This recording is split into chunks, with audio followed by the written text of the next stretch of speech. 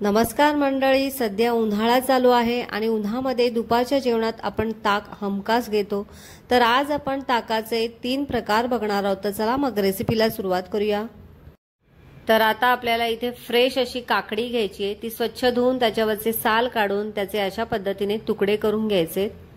त्यानंतर यामध्ये आपल्याला आल्याचा लहानसा तुकडा, अर्धी हिरवी मिरची आणि थोडासा पुदिना घालायचा आहे। त्यानंतर इथे मी चवीनुसार मीठ घालत आहे आणि इथे आपल्याला थोडंसं काळं मीठ सुद्धा वापरायचं आहे चवीनुसार। आणि अर्धा चमचा इथे मी जिरं घेतलेलं आहे।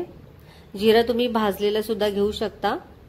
त्यानंतर इथे मी एक लहान वाटी फ्रेश असं दही घेतलेलं आहे, ते घालायचं आहे आणि यामध्ये आपल्याला थोडंसं थंडगार पाणी घालून मिक्सरमधून छान असं फिरवून घ्यायचं आहे।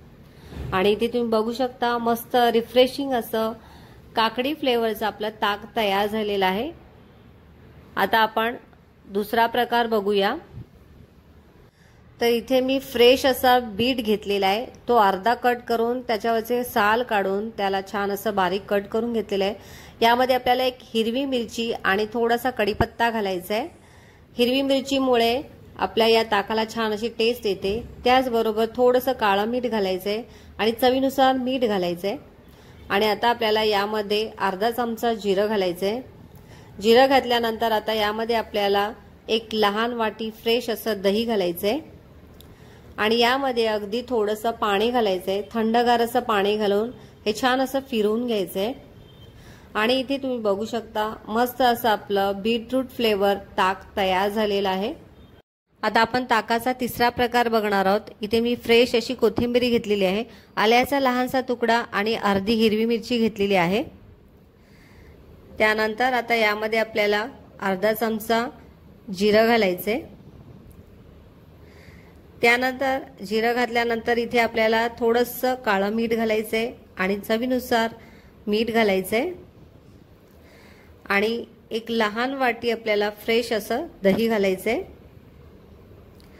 आणि थंडगार असं पाणी घालून मिक्सरमधून आता आपल्याला हे फिरवून घ्यायचंय।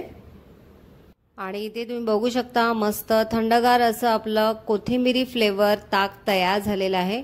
खूप मस्त झालेलं आहे। तुम्ही सुद्धा अशाच पद्धतीचे रिफ्रेशिंग असे ताकाचे प्रकार करून बघा।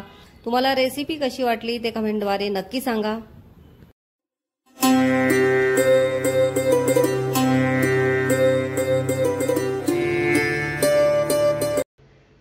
लाईक करा, शेअर करा आणि बेल आयकॉनला क्लिक करा, जेणेकरून माझे नवनवीन रेसिपीचे नोटिफिकेशन तुमच्यापर्यंत पोहोचतील। रेसिपीविषयी तुम्हाला काही प्रश्न असतील तर डिस्क्रिप्शनमध्ये टेलिग्रामची लिंक दिली आहे, जॉईन करा।